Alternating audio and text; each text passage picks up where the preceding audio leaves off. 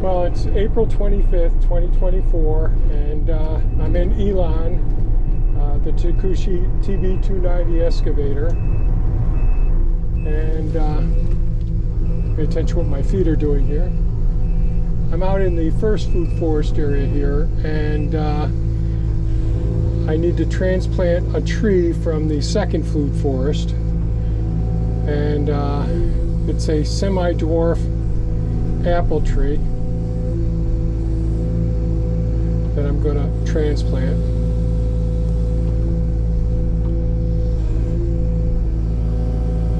That's a hostaberry plant right there in the side. I believe that's a hosta, or jostaberry as some people will say.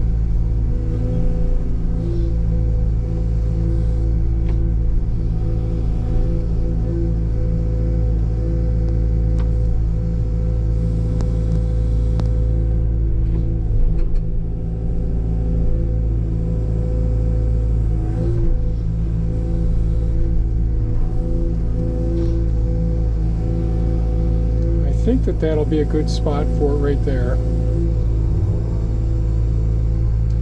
I haven't gotten to pruning these apple trees or anything yet.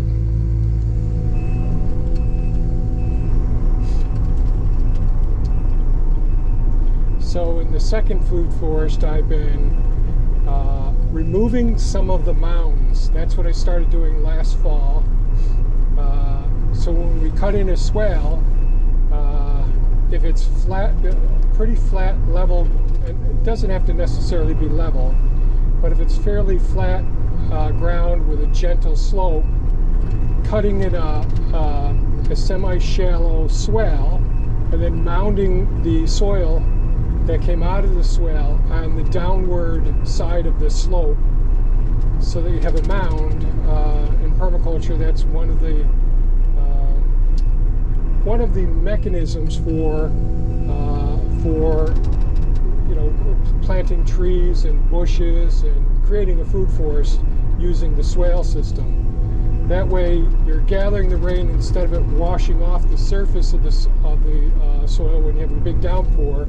It tends to gather into the shallow swale with a mound on the downhill side.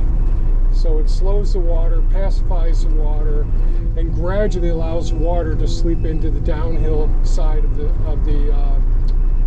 swale, into the mound, and provide more watering, more prolonged soil moisture on the downhill side, which is really a wonderful system, especially in the more arid the environment that you're in. We're in a temperate cold climate. We do have droughts. So when I did put in these swales, that was one of my main goals. And over time, I've been removing a lot of the swales that I put in because of the hugelkultur pits. And a hugelkultur pit is just simply large trenches or pits that we create with an excavator, and then we put all the woody material, all the organic material back into that hole and cover the soil back up. And those pits tend to do a very good job of holding moisture in those areas, and it captures the carbon as well. So just stop here for a second. So this is the lowest swale system, but it's a sediment collecting canal system. So we're just before the house, and we just turn here.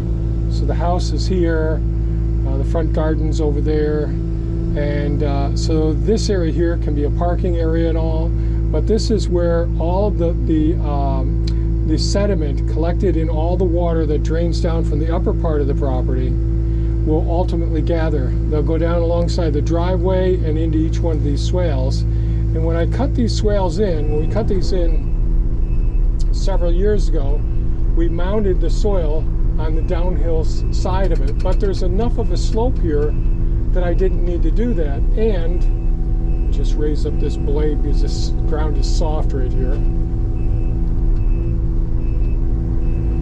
So I'm cutting out the mound that's here. You can see there's plenty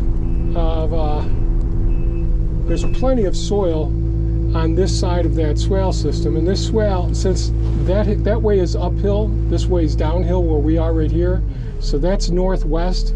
We're relatively mostly east, but somewhat southeast of it. So the water tends to run down the slope towards us, but the base of the swale is cut level, so it tends to go, it looks like it's cutting deeper into the ground. And it does cut deeper into the ground, but the base of the swale is maintained at a lower level. So what I'm doing now is I'm taking the extra soil from the mound that was here and depositing it over there, and I can use it in other places on the property. I dug out this black currant the other day and just set it here. I'm going to set it on the other side over there because there's an apple tree on the other side of this that I want to get to. And this is a crimson maple here. It's the leaves are just about ready to open up here. Try not to damage any of the leaves, any of the branches to that. So I'm just going to grab a hold of the base of this black currant here and sort of tug it right along to me. Some of that soil. We do have some bare root black currants for sale right now too. Come on, baby. Get her along in here and then curl her right up in. Good. Got her in there. And I'll put it right up over here.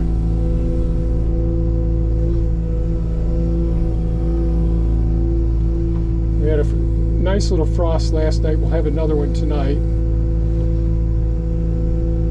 Get the roots down in there. Get down, lower the boom and stick here so that I'm down low enough that I'm not going to damage the limbs on this maple. A lot of people call these red maples. This is actually a crimson maple. Sort of those dark purplish color leaves.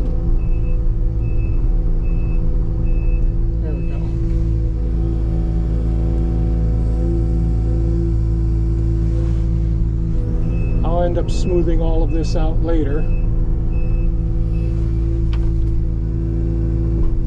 and cut this as level as I can, or flat as I can, make it a very gentle slope because it's a pain trying to mow on steeper slopes. And if something happens to me and Thea's got to mow, well, we want to have these as safe as possible so she doesn't tip any of the pieces of equipment over. So I'm just roughing this out for right now.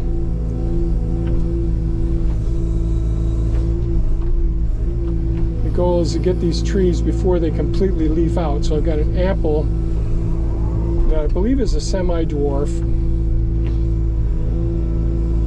I don't believe that this is one of my favorite apples.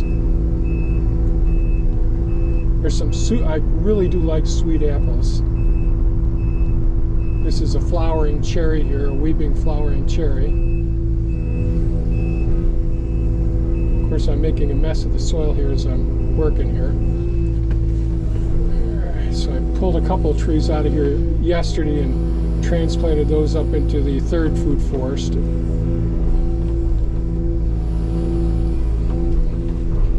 So I posted a video similar to this. So there's a young maple right there. Not a bad looking maple. So as I started to say, and I often don't finish what I'm saying, so I posted a video that showed up yesterday, I believe, using Elon here, transplanting a few of the trees, a persimmons tree and all. And let me just go ahead and I'm going to go out and grab that maple. It's a nice little maple.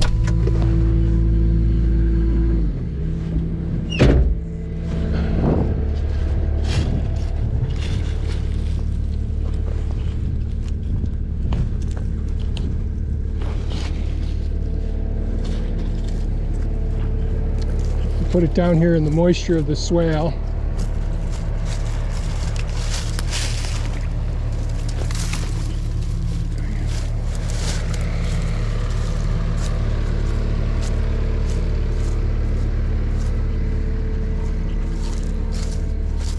And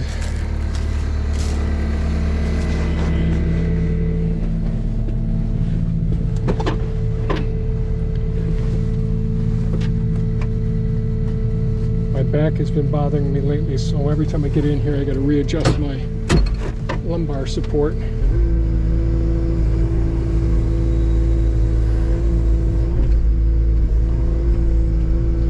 Yeah, I'll end up taking more of this soil out.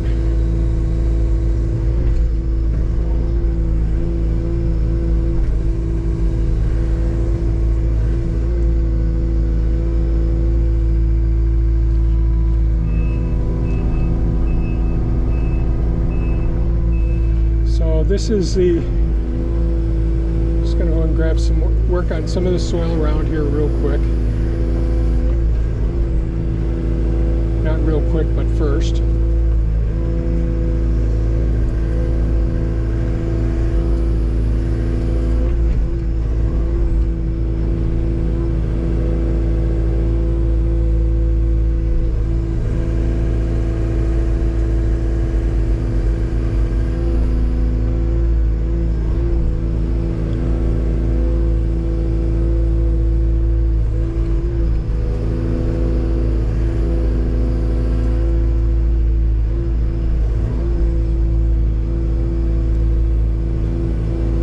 This apple here that I'm going to be taking out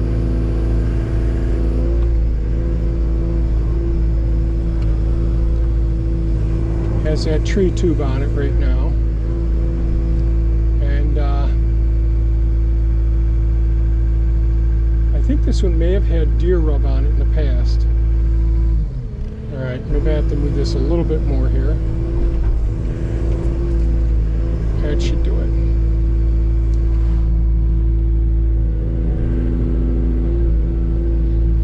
So no matter what, I'm going to damage this apple some. Not intentionally.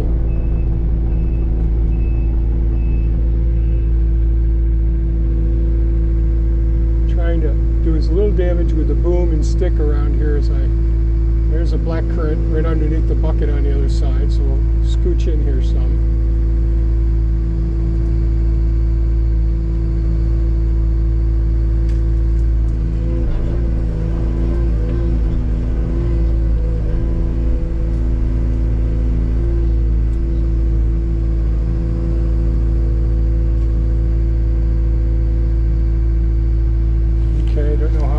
See it? There we are, we got that there.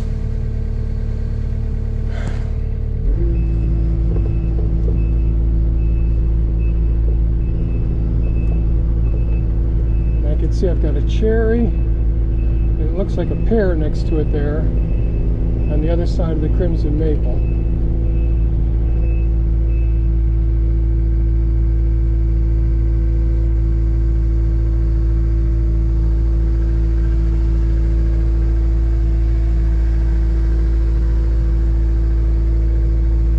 So I have, if I go straight back,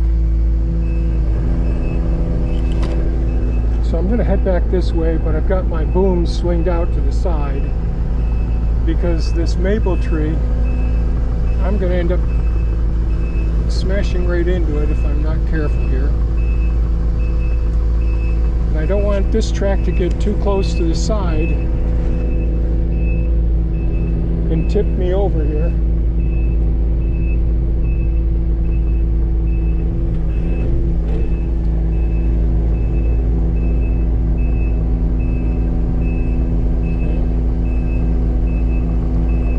On the driveway here.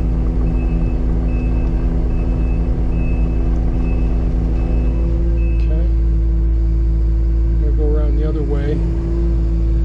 Since the maple tree, I'd probably hit the top of that.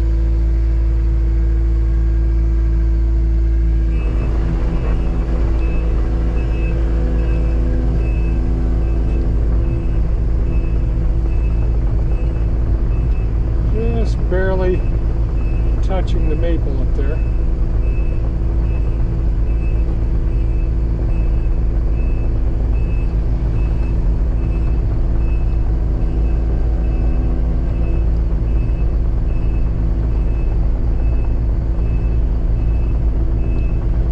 Now with the leaves just starting to emerge, this isn't ideal. I'd rather, before the buds start to open, actually get these roots in the ground. but I've got quite a bit of soil with this, and I'm not going to try and strip away any of the weeds that are in the soil with this one.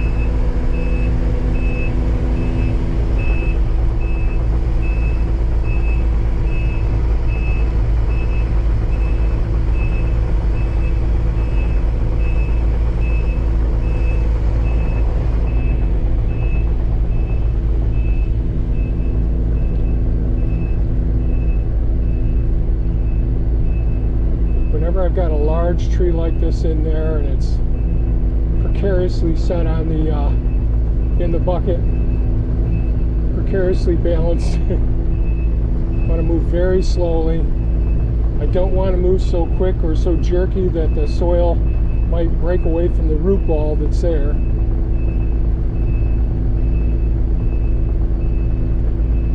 And this one can have some heavy pruning done as well.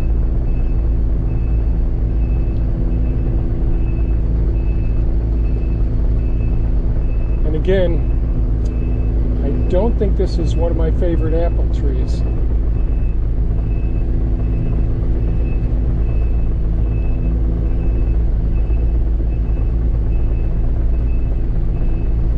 I can see I did damage one limb up there, right next to the stick where it comes off the boom.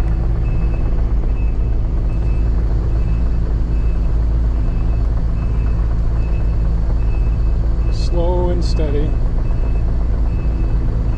People often ask years after I do transplanting trees like this how they end up doing, like the oak tree, one of the English oak trees that one of the white oak trees that I transplanted, some of the walnuts, the English walnuts, black walnuts. Over several years I've been transplanting trees this size or bigger, and often people will ask how well they're doing. They almost always, in this condition, and if I do it this time of year, have, I'd say, at least a 95% success rate. Now I may beat them up. Now if the soil is drier and or if it's sandier soil, and a lot of the soil leaves the root mass and leaves it as a bare root, especially banging into those maple branches up there, then the chances of success are less. But I've been transplanting these into areas where we've been building up the soil. Now, if you've been watching this channel for a while, you know it's all gravel, bony gravel, and we've been growing soil, you know, using sheet mulching, lots and lots of cardboard, lots and lots of wood chips, doing our own large composting systems. Got lots of videos on those topics. Swing it over this way so I don't bang into that apple. That's a nice green apple. I don't remember the cultivar name, but I haven't pruned it in a couple of years, and boy, it really needs it. Been doing all that road work with the equipment. Okay, let's see. No jerky movements.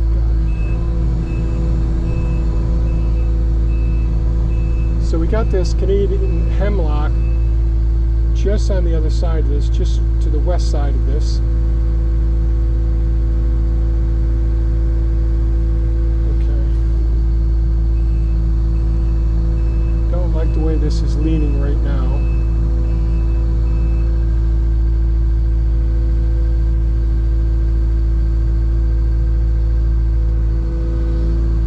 Probably should have made a bigger hole now that I see that I'm doing here. Let's see how this is. Dang it, Kevin. Okay, let me get that root in there. Good. Good, got those roots down in there.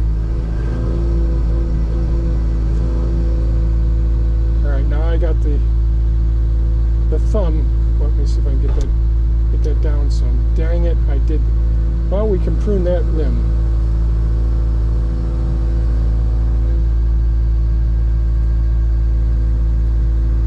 This area gets very wet. Dang it.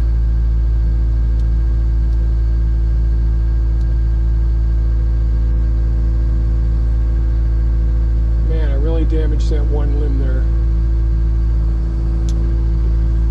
get in closer here.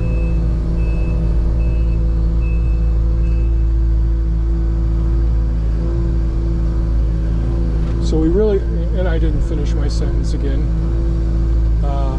I really want to make sure that the root crown, the place where the trunk of the tree leaves the root branches going into the earth, I don't want that too deep.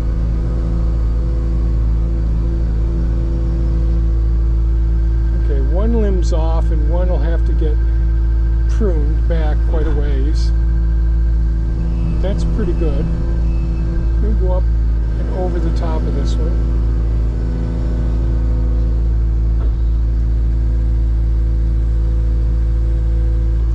Move closer.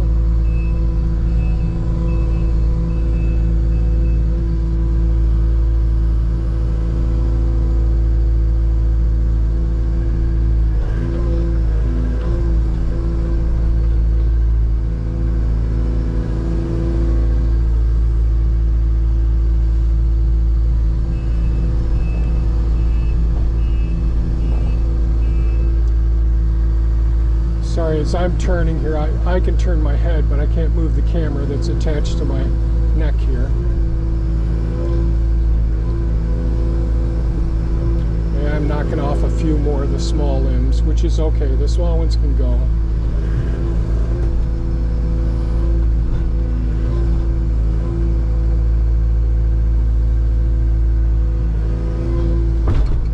Don't want any air around the roots.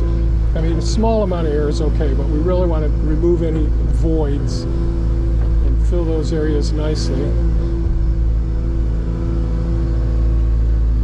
Back up and over.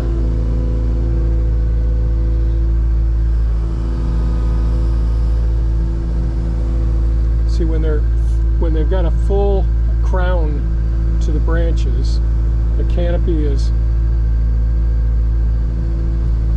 full like this one is. It's hard to get in there and work with a piece of equipment without doing more damage.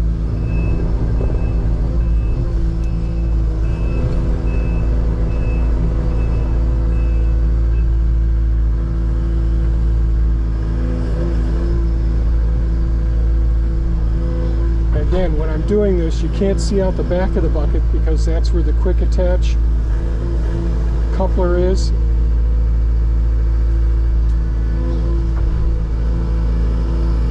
Okay. Well, I think that's as good as I'm going to do that for right now.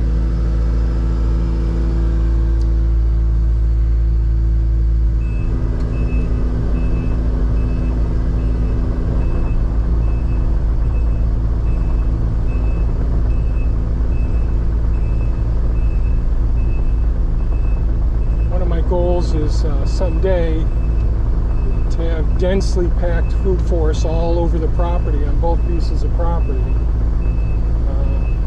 We'll see if I'm able to accomplish that. But as I mentioned previously, or several times now, one of the things that I made the mistake of was planting trees too close together. Now, I knew a lot of the pioneering trees, the locust trees that I put in, that I would want to thin those, coppice them, pollard them. Let me see. So I've got a peach, another peach, a plum, an apple, a peach, an apple, and I think, let's see.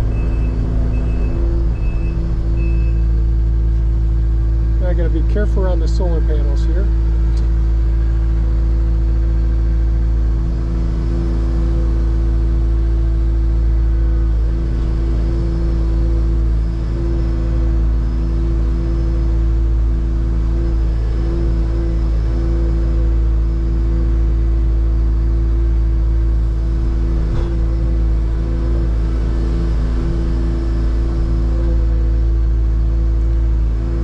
I think this next tree I'm going to put in here is going to be a smaller tree. I'm pretty sure.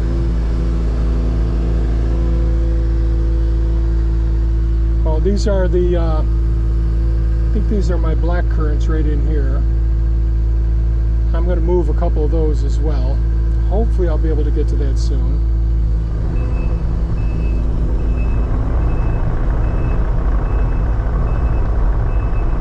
I'm driving over the area where we used to keep the red raspberry plants for years.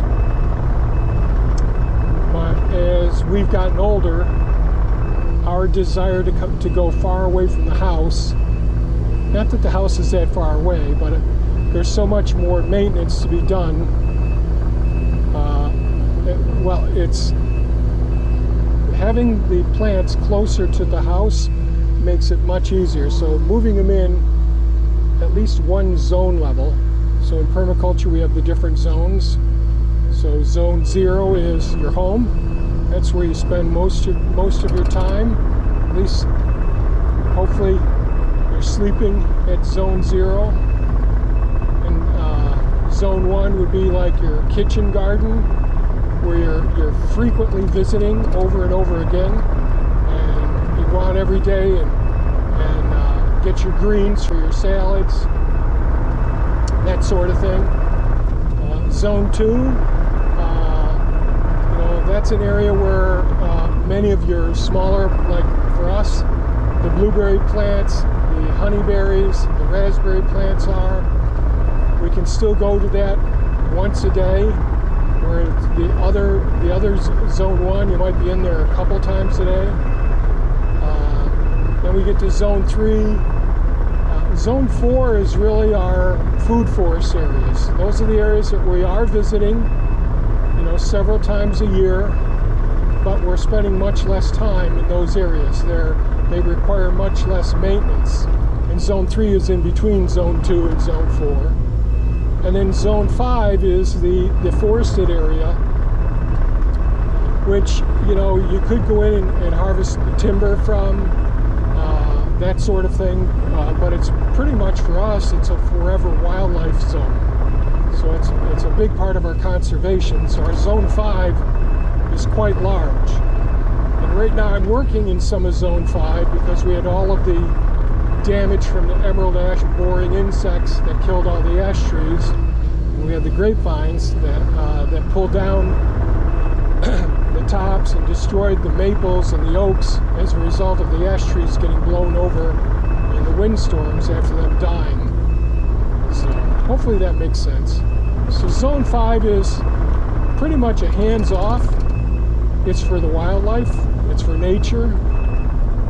Zone 4 is our food forest areas. Currently we have 3 food forests.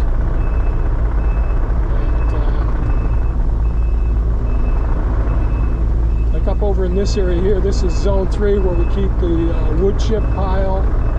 It's where many of the black locust trees are.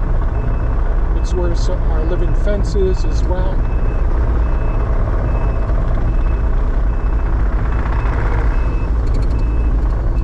So I'm going to slow things down now.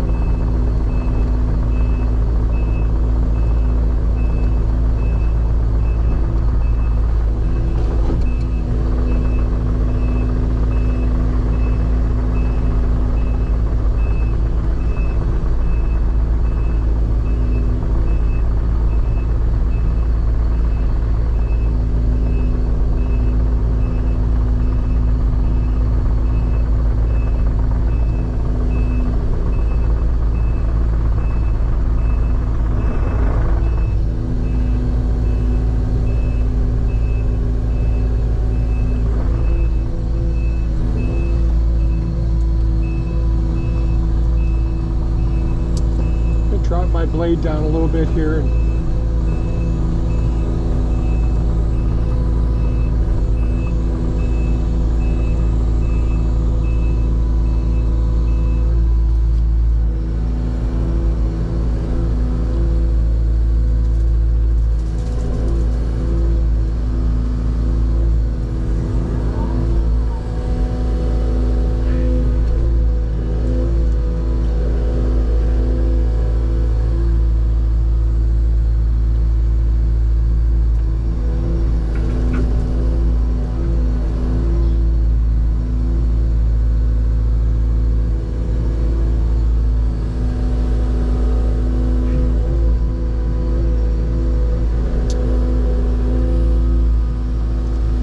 just depositing this on the other side of this swale. That whole side over there in the second food forest is an area that I've got to work on. That's where all the serviceberry plants came out of.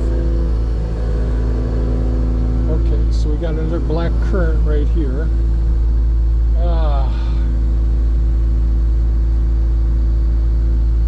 Dang it. Well, I'm not going to get that yet. So, cherries I don't have a lot of success with on our property.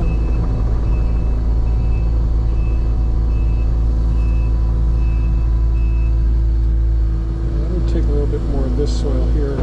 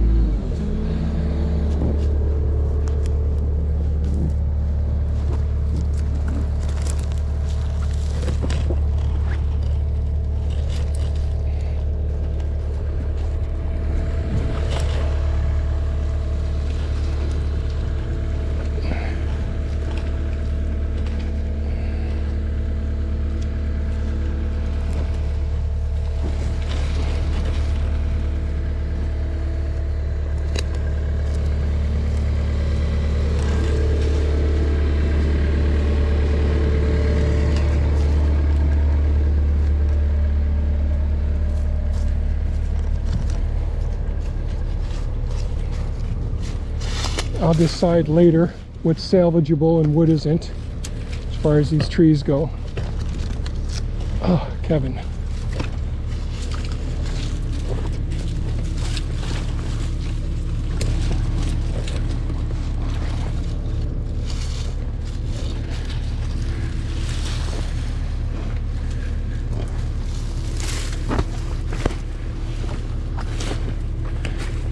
Little frogs are all...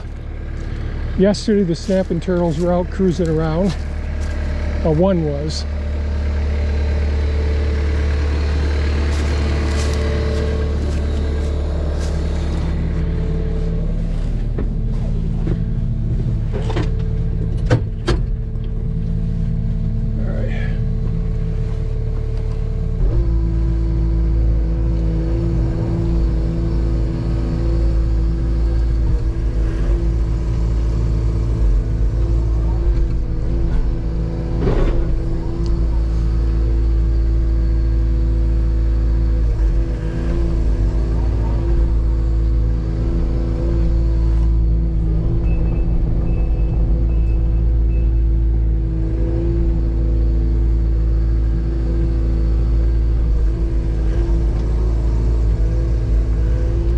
To be honest, right now I don't know what I will end up planting up in this area. I'll have to see how it looks after I clear and modify the hardscape here.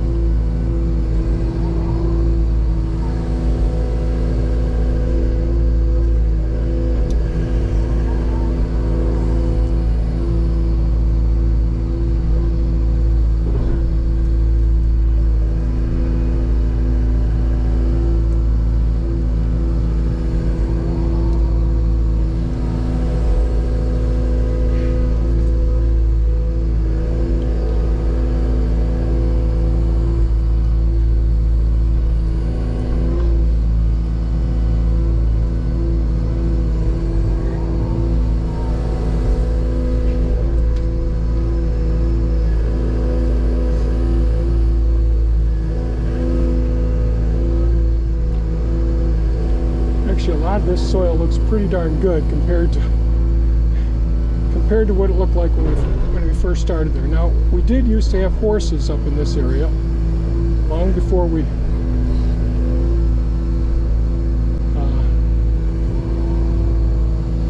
long before we did the whole permaculture modifications back in the early 80s.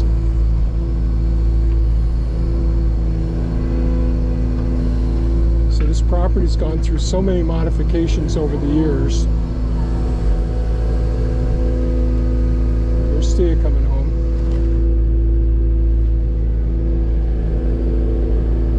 She's wondering, what the heck is he up to now?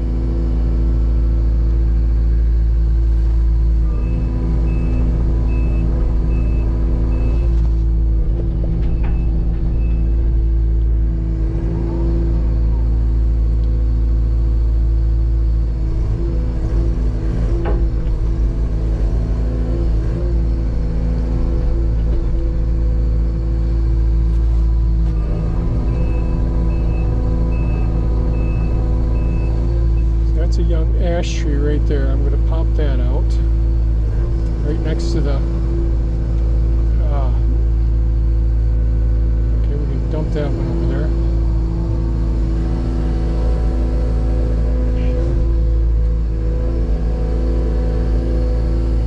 And the blackcurrant sitting there, and I don't know, this cherry does not look that good.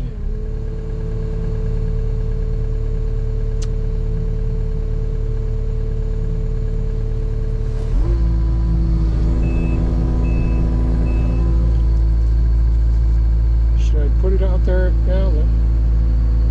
Boy, it just doesn't look that great to me.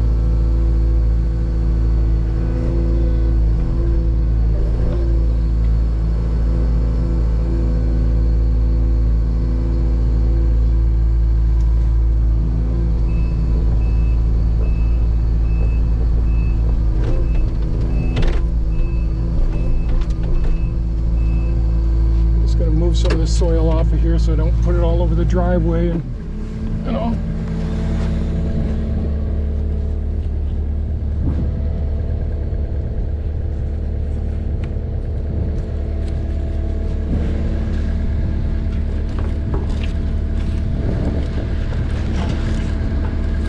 So this is pretty nice soil. It's not all soaking wet. I don't know, I don't like this, the way this cherry looks, but get some of these other trees out of here. Okay.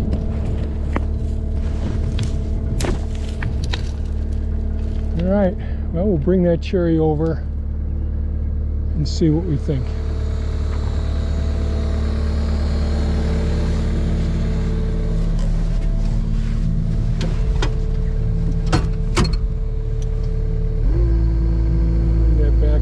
Further like this. I think I made that hole a little too deep back there.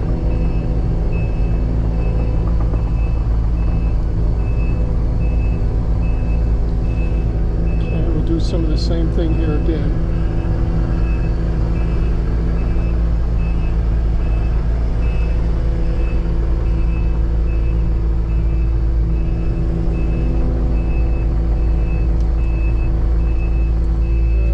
Down some. It's right on the edge there.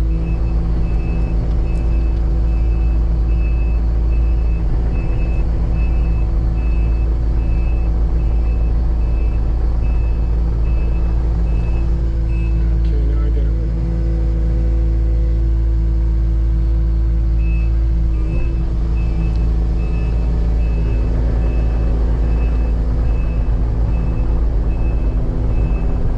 So this is a dwarf cherry,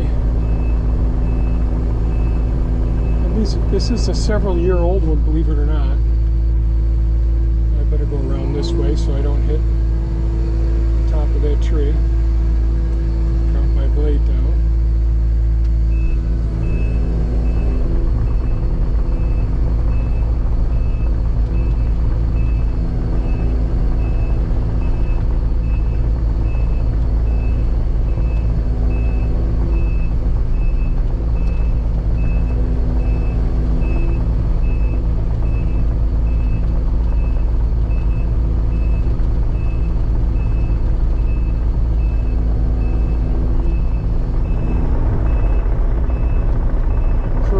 it a little bit more.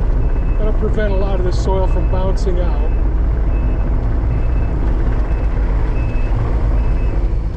Slow down a bit so I don't run into a statue.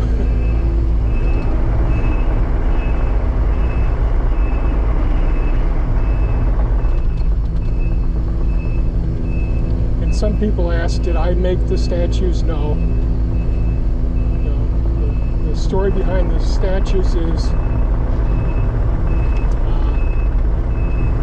the short story is, I just wanted to create my own little paradise here at home because I'm not a very social person.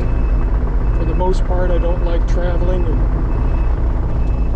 and going places. That may change. I really love to go to all the national parks. We do like going to botanical gardens and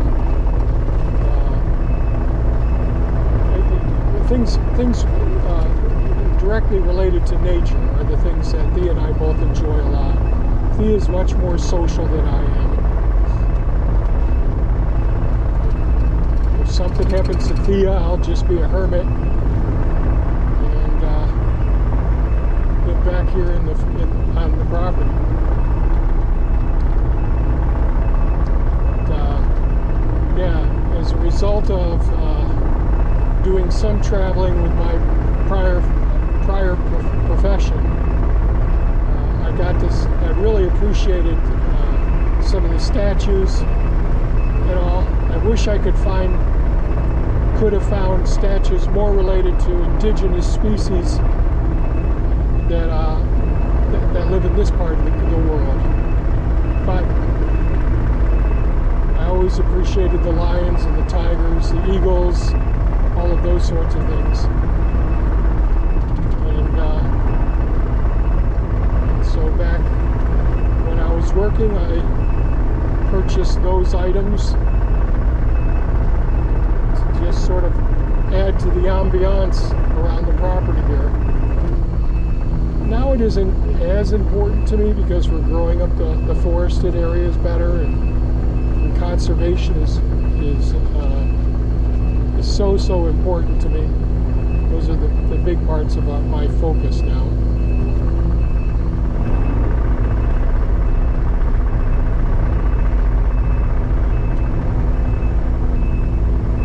Now, a small tree like this, a much smaller excavator would be best.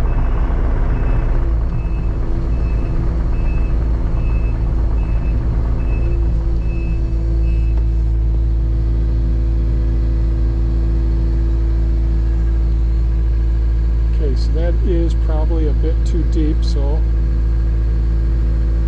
curl the bucket, extend the boom, holes, drop it down so I can make this hole smaller.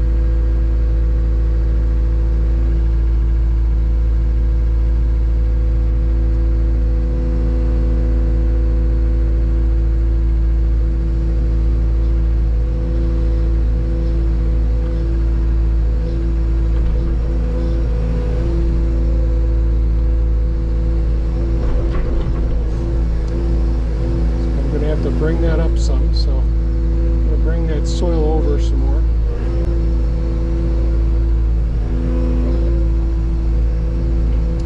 Pack that down.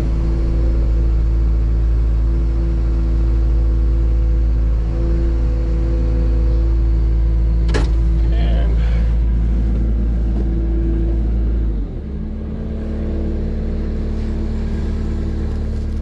yeah, this isn't the healthiest looking tree.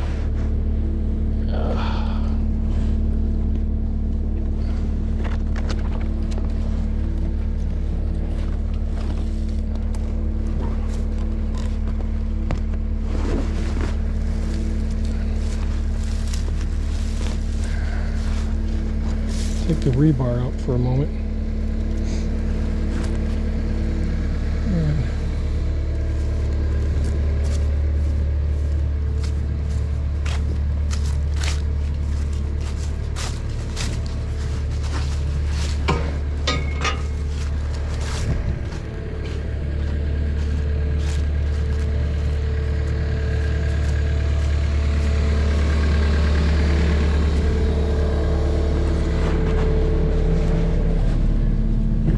as I mentioned before, I haven't had the best luck with the cherry trees on this property.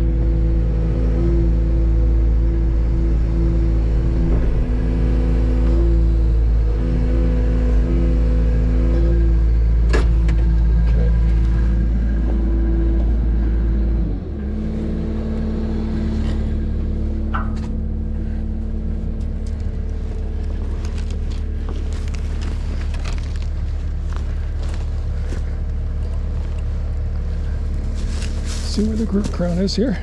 Oh, that's right about right. Okay.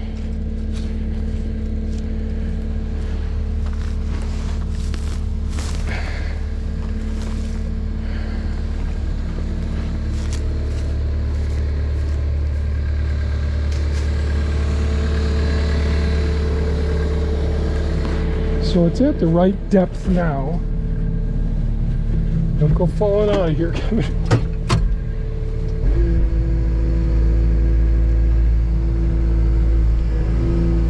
Root crown's right at ground level.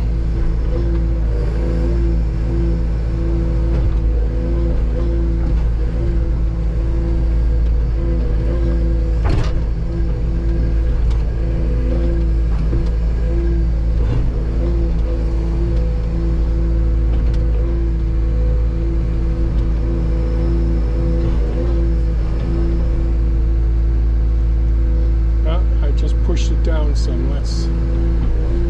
Okay, Kevin.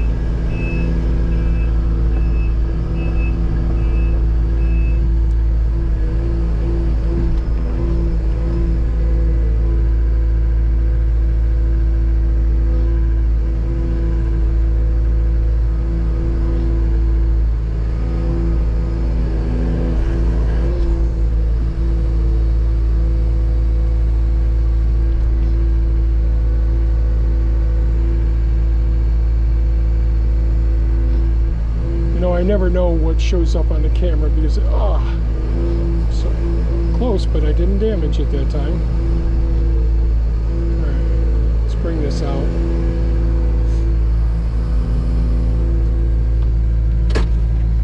Now, certainly these are a stone fruit. They have a pit, and they're susceptible to brown rot, the fungal disease, and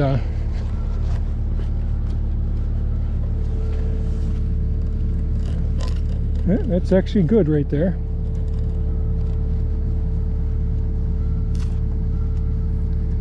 So I don't think a vole's gotten to it. It's still flexible, but we'll see what this one does. And this limb needs to come off. But again, dwarfs, I don't care for the dwarfs.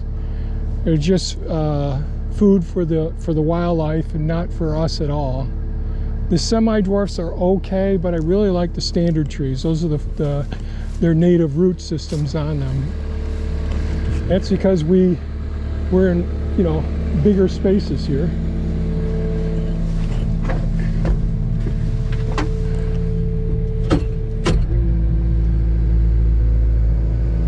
All right, I'm far enough away from the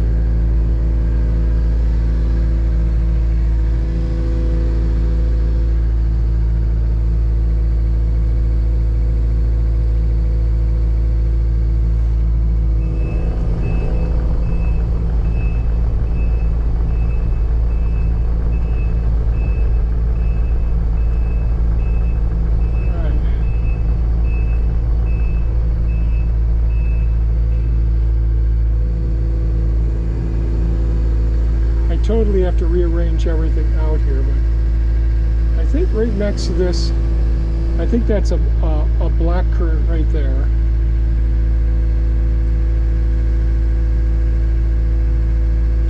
Now I don't remember the size of the next tree that I want to get. over there. You can see about 8 inches down, we're getting more of the native soil over here. But not bony right here, at least. Okay, I'm going to make it a little bit wider.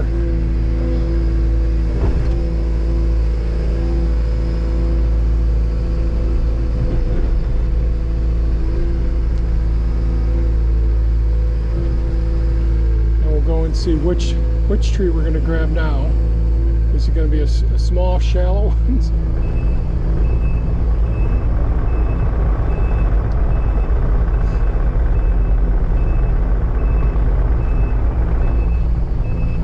And I do have to clean up my recyclable pile here, all the metal. I'm somewhat of a hoarder for many years because I'm always coming out here to get metal for fabricating something new, and you know, I got an axle from that small camper a friend gave me because it had a hive in it, and but I'm getting to the point now where I don't have the time to do those things.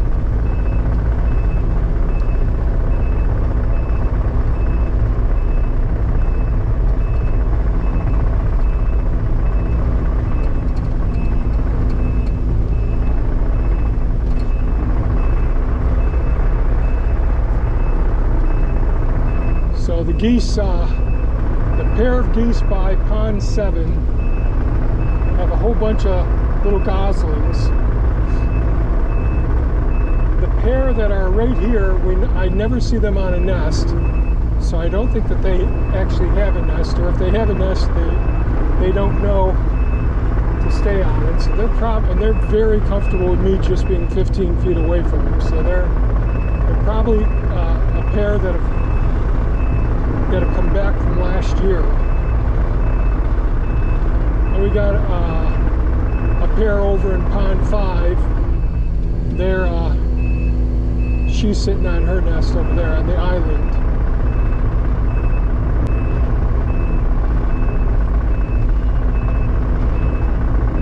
I absolutely love this time of year when everything starts to bloom and all the birds and the bees are back.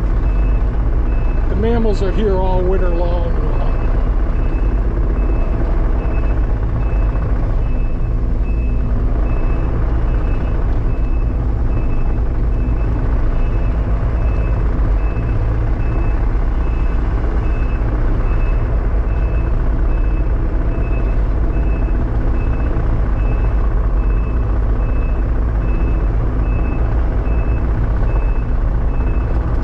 With the sun coming out like this, and the winds have calmed down today some. We do have some gusts, but it's nothing like it's been.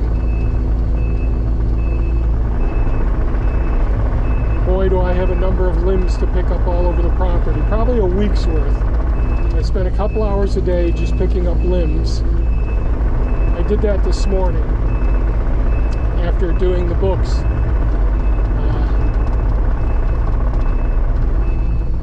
It's all coming out and got the grapple on Mini-Me and went around and picked up more limbs.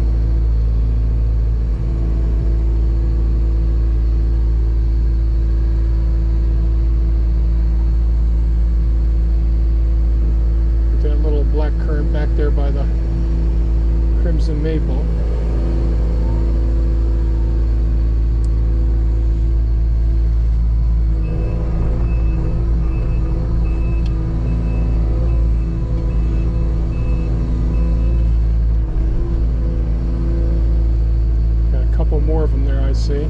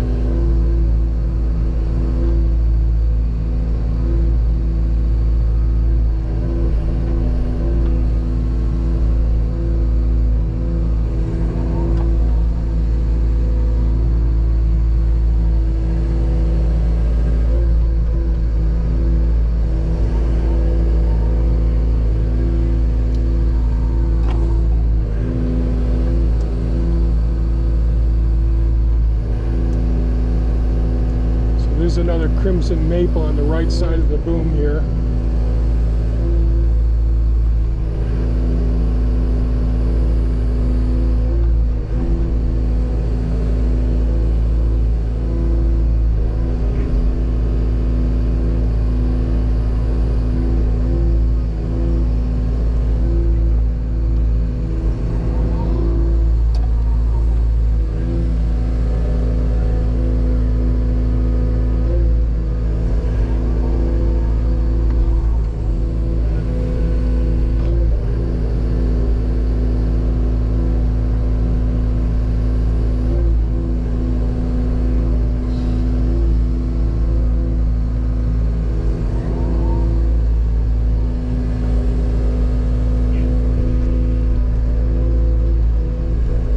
One thing about excavators is the two things that you think about. Sometimes you need a small one to get into some of the locations that you want to get into that you can't get into with a machine this size. And then there are times where you just want one with more reach and a little more lift. Alright, so I want to be careful here around this crimson. I'm disrupting a couple of the roots for it there.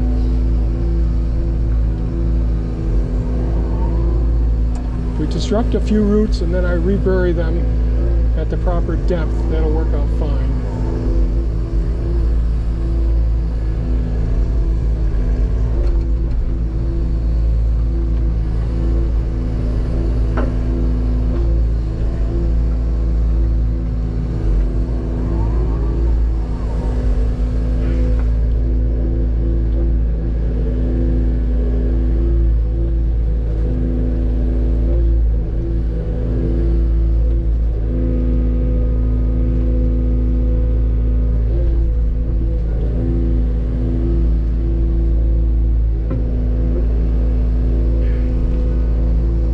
So if you saw the previous videos, you know up in the third food forest, I've got some pretty wet, deep sinkhole places. Not sinkholes, but they're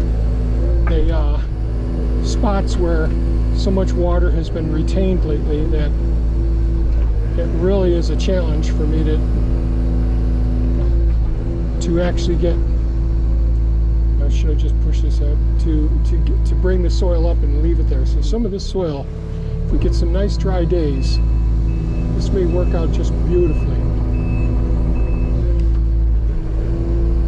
Get some of the soil from over here so I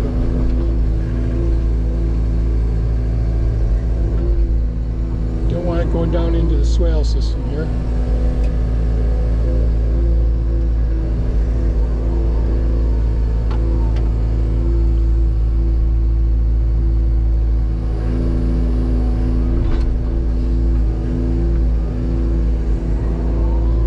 Use the Hulk to move the dirt to the places that I want to move it to. You know, the bucket on the track loader, Takeuchi TL12 V2. fantastic. I mean, these Takeuchis are just fantastic. Just love them.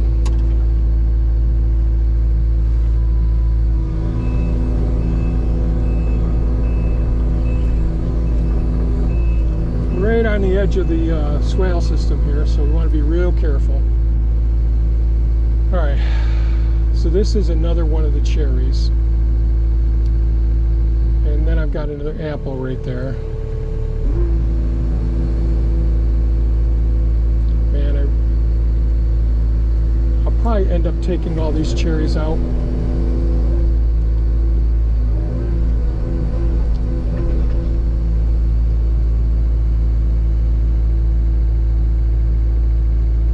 Man, I don't know.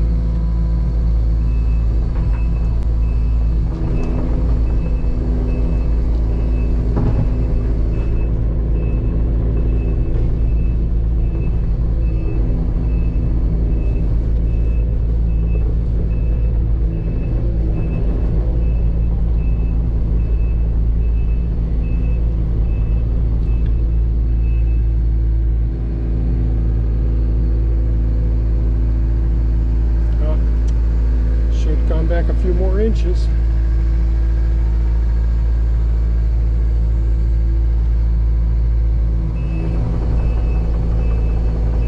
Well, I pushed that rebar right down in there, I see now.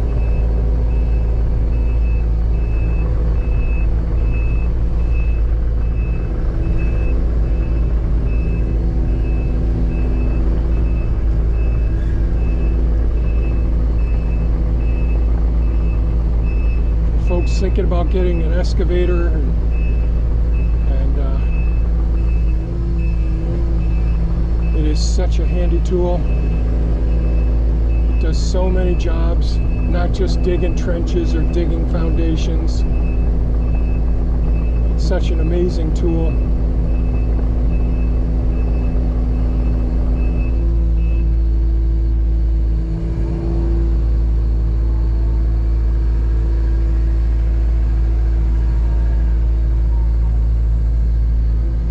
Beginning to think that transplanting these cherries is a real waste of my time, but we'll give them a shot. That's what Dia says. You gotta give them a chance.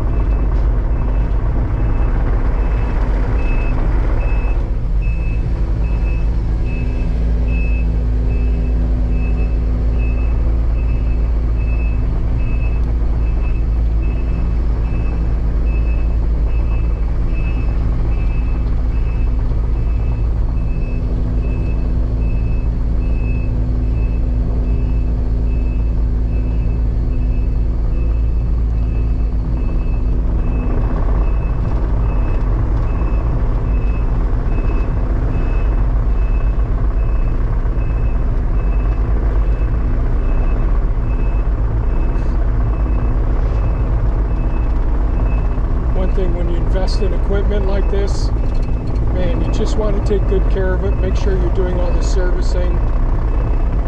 Piece of equipment like an excavator or a track loader that's working in the dirt all the time, especially muddy soil like we have here, in sandy or gravel soil. You really want to keep it really well greased. It ends up looking like a mess because I'm not meticulous about cleaning up all the excess grease around the outside. Just want to make sure all those joints are really well lubricated. This is one of our cherries right here. Another one, two more cherries right there.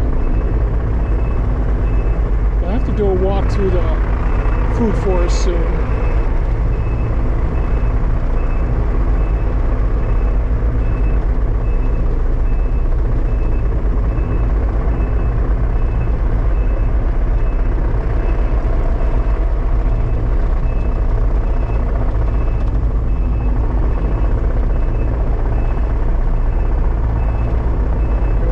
don't like the cherries are so fragile, except for our native black cherries here. But the thumb is right up against the trunk there, and that's doing little vibrations. And you do that with most other trees, it isn't too bad, but the cherries, that can really affect them. Any damage to the bark system, they've got such thin bark, and their vascular system is pretty small. It's not as robust as many of the other trees. Okay. Now we got that rebar there first.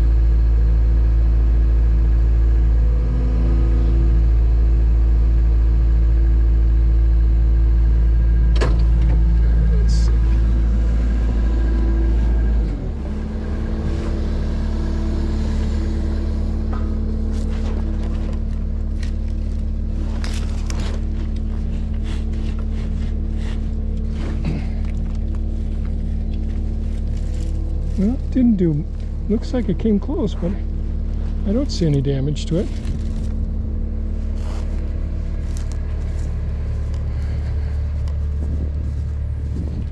I've got to do a lot of staking up in the third food forest.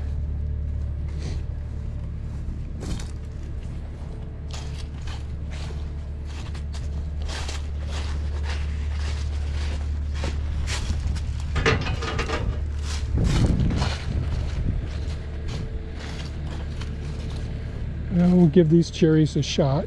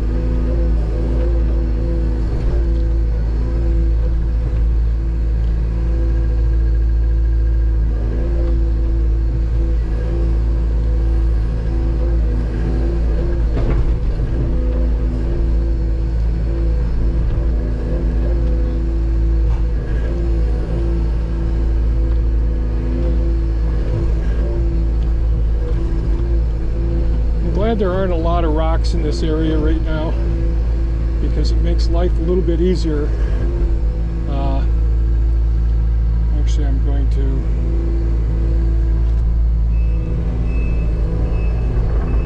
move a little bit closer here.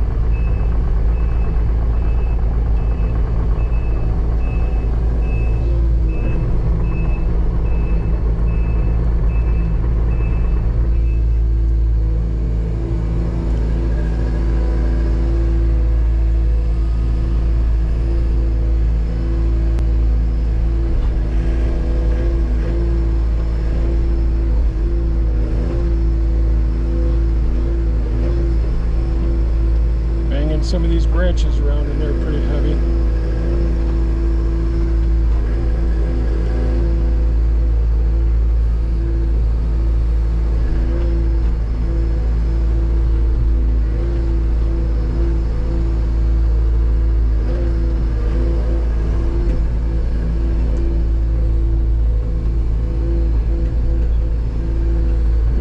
Remove any voids of air, spaces around the trees, the roots of the trees rather.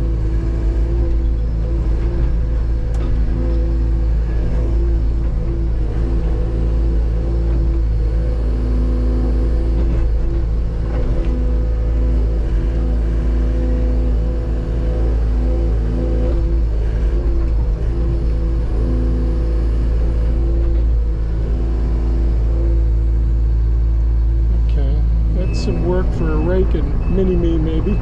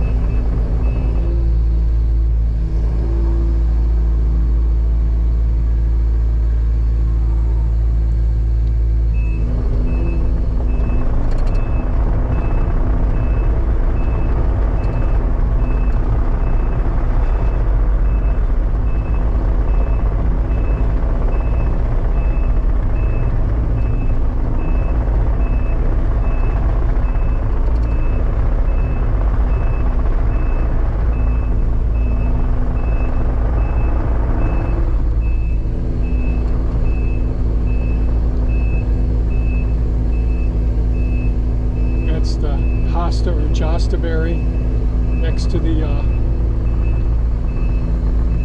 to that apple there. It's a flowering pear tree here, and I've got a tree that just didn't make it here, and so I'm gonna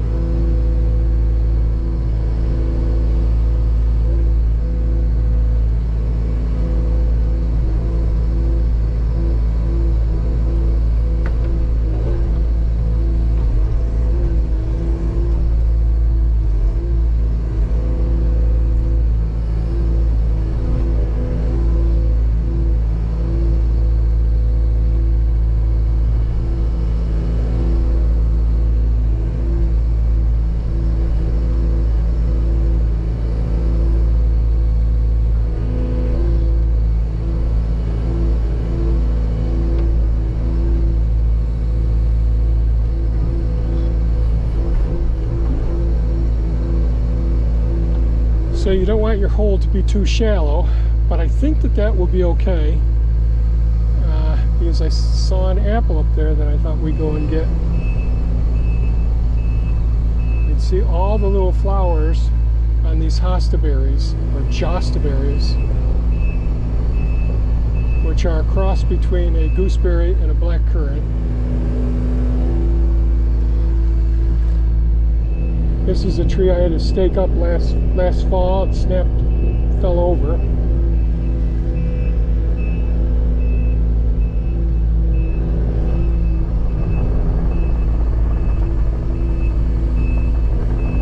I'll give it another full year. So when a good-sized bird lands on these, leans them over some, and you have the windstorms.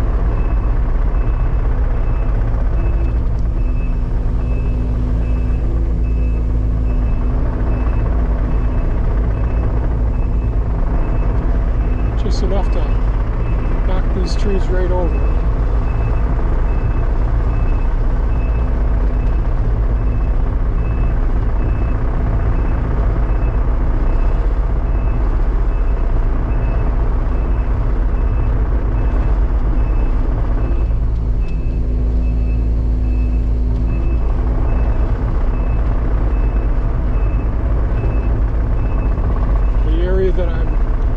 Working on in the second food forest that I'm taking all the trees out of right now. I thought ornamental area right in front of the house that we could look out and see by the front garden there. Maybe raising some more Japanese maples, various colorations and all. That would be cool. Although I do blow a lot of the snow up in that area during the winter months.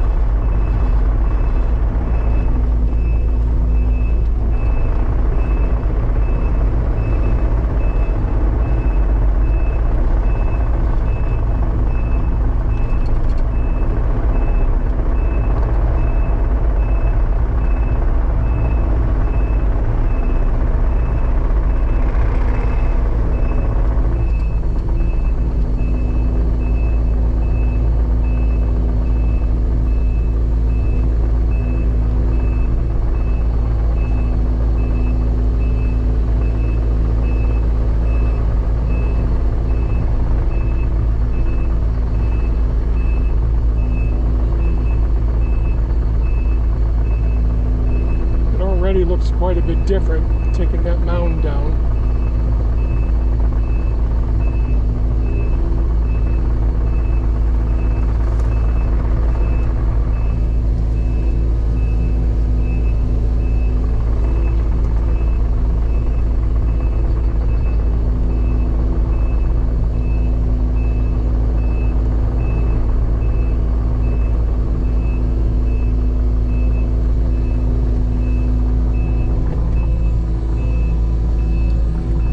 Go too deep here with the blade with this crimson maple here, and I'm right up close to that apple there, so take a little bit of the soil around.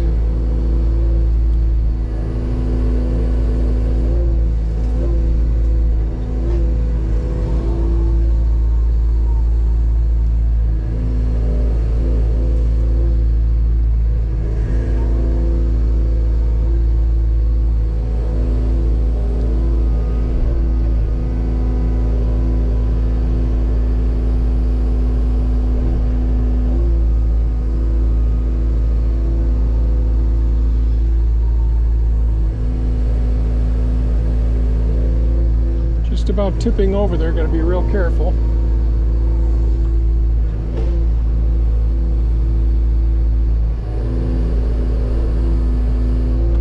You can see some of my marker flags there in the soil that from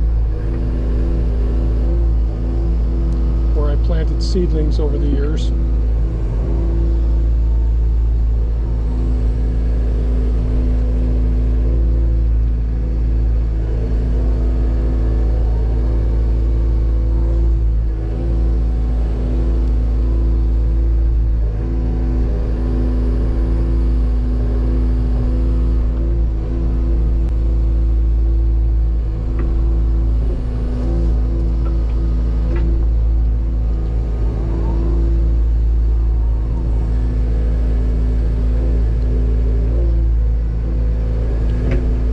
Reach far out like that, right next to this swale, it's really dangerous, so you got to be very careful.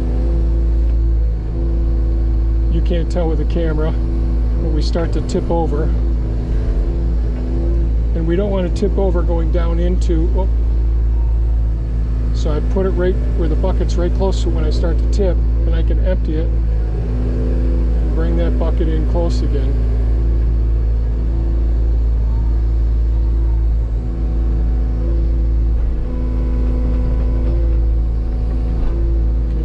Some of the flowers off the tree.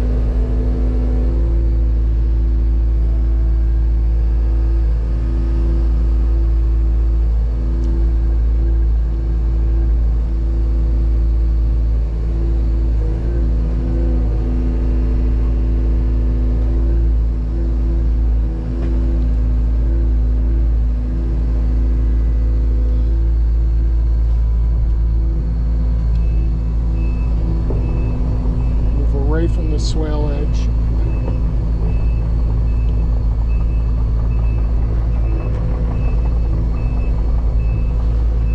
The boom towards, away from that crimson maple.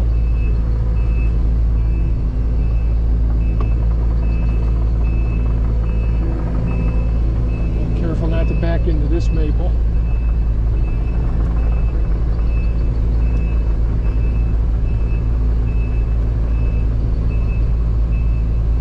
Now, I'll just mention this, if you're new to using an excavator, we're on a little bit of a slope here. I'm trying to level it out some, especially up in there. But now I've got a heavy item in the bucket, so I want to keep that in close to me and have the bucket not too far off the ground in case I start to tip over. And no, I'm not starting to tip over. I'm okay here.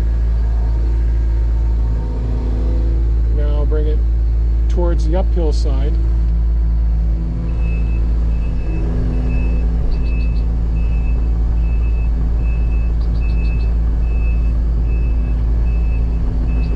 I can see there is a label on this one, so we'll be able to tell just which apple this is.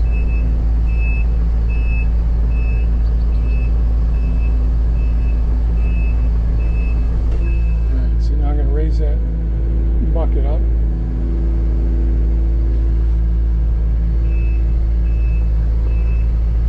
Make sure the blade is all the way up.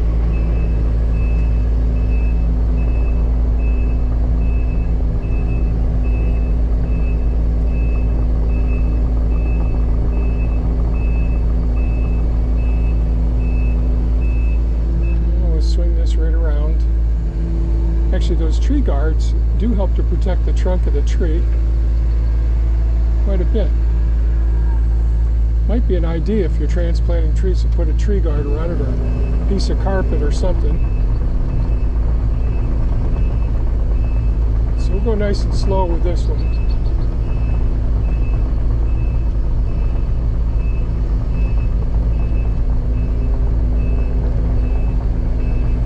Always going back and forth on these roadways here and bringing wood chips, bringing trees, bringing sod. Stuff's coming out of the tracks of my equipment, mud off the tires of the tractors. So, you know, putting in a real nice driveway is got to be done, but there's going to be a temporary one that we'll do before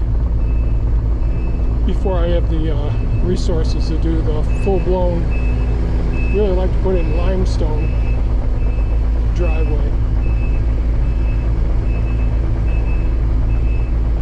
But the quarries are fairly quite a distance from here, so it can be quite expensive. And again, I'm going only in the slow speed because I've got such a large root mass there that's being held together pretty darn well. And even though some of the buds are opening now, I think we're okay at this point moving this tree, as long as I don't lose a lot of the soil off of that root ball.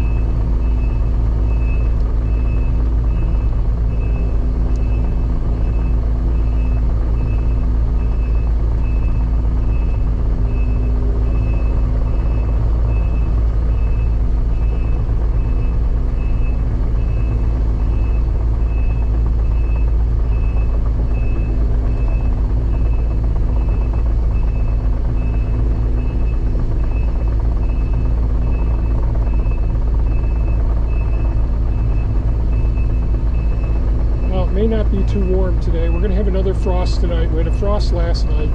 Not bad. I think it was 28 degrees Fahrenheit here. 27, 28, or 29, depending on which part of the property you're on.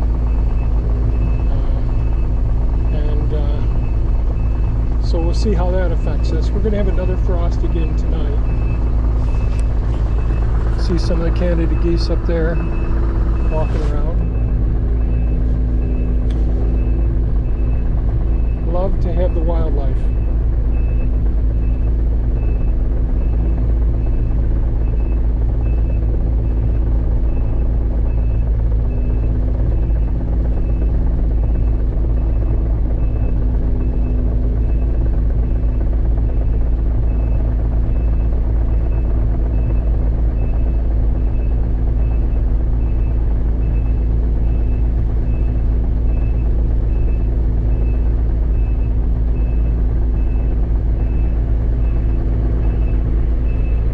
can't tell with the way the camera's on my neck here, but I have a glass roof up here where I can see the tops of the tree, and really being very much aware of where the top of the tree is in relation to the trees that I'm going underneath.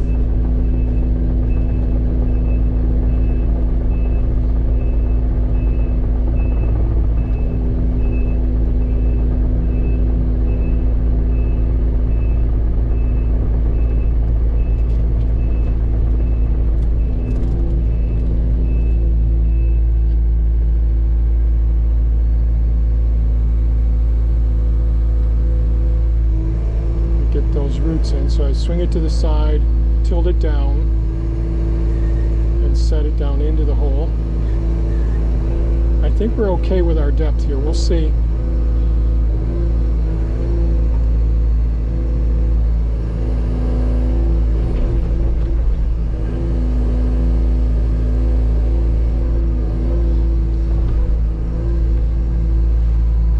And all on in here, I'm trying not to bang too much into that flowering pear. There's all comfrey all over in here.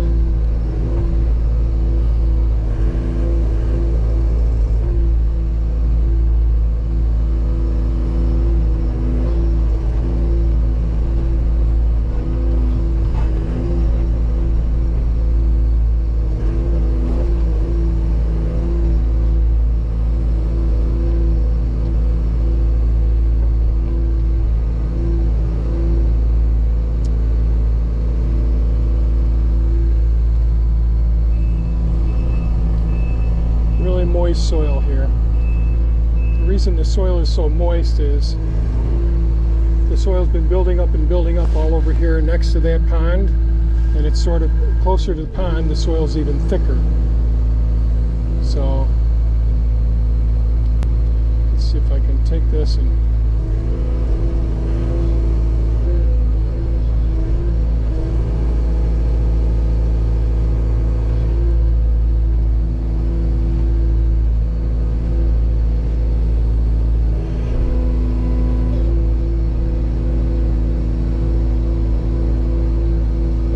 pulling off some of that tree guard.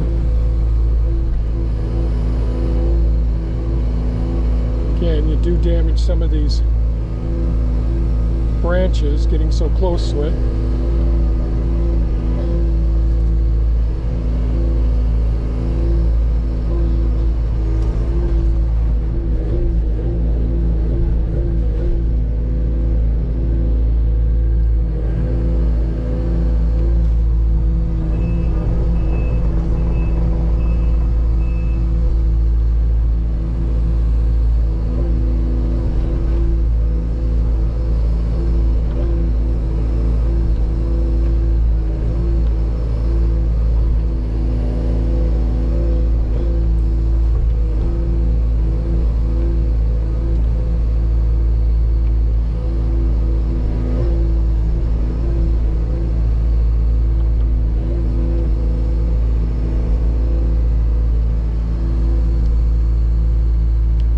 In with mini-me and smooth this out some.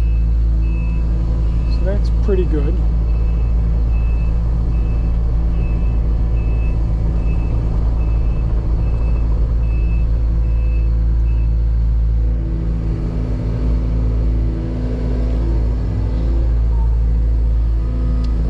That's it. Drop some more stuff right in there.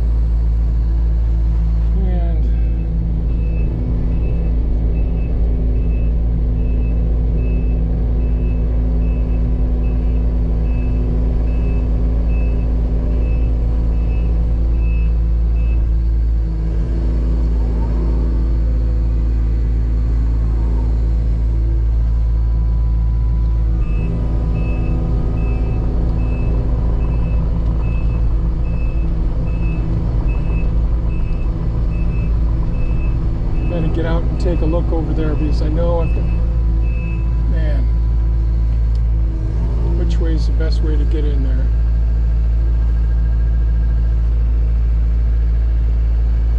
If I go in this way,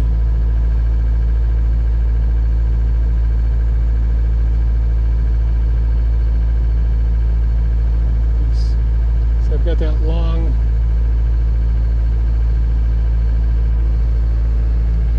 which way is the best way to do this?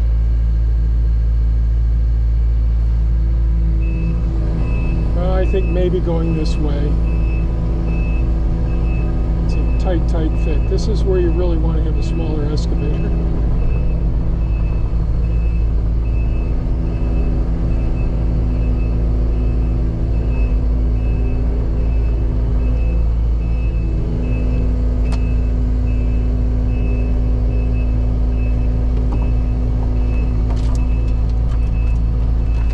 That's a great apple tree right there.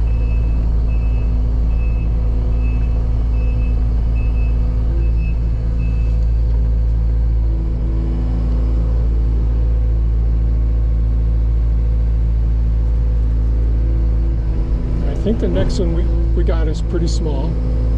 Hit a big rock there or something.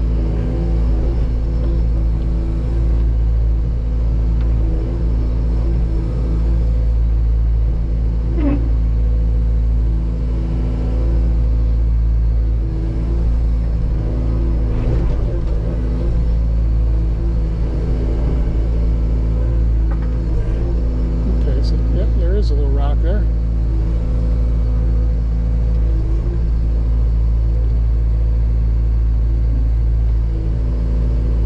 So I think that hole will be big enough. It's a root from the hemlock. All right, let's see how we do getting out of here now.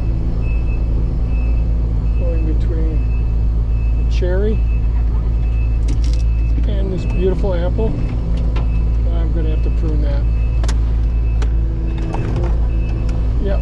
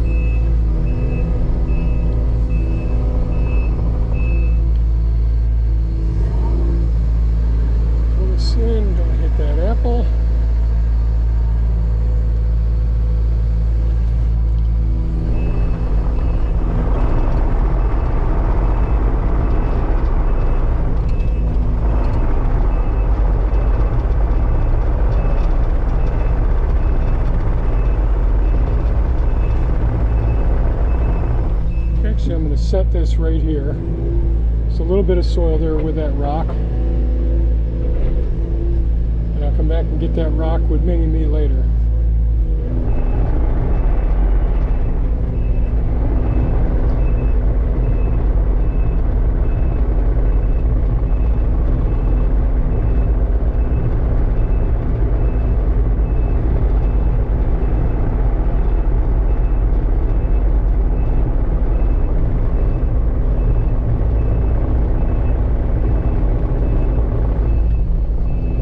Turn around here.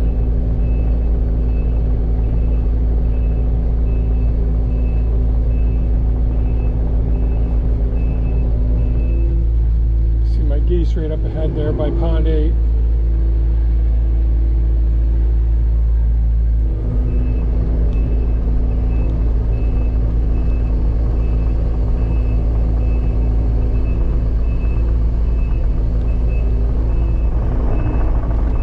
Lots of messes here.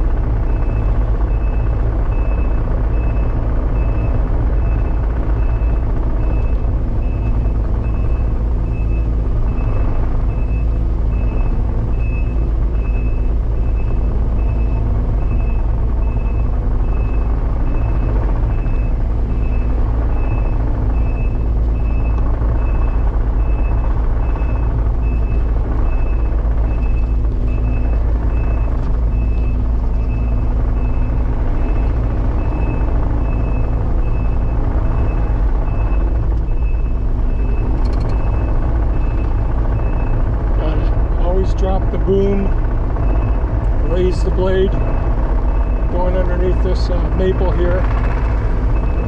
Lower the speed.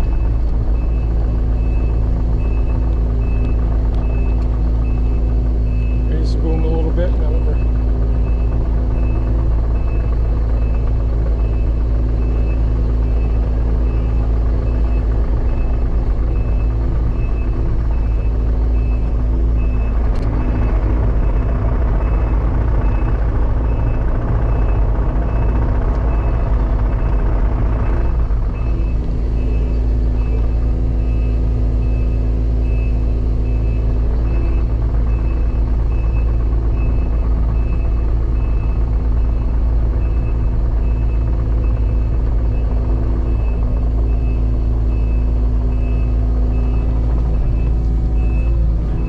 watch the base of this tree.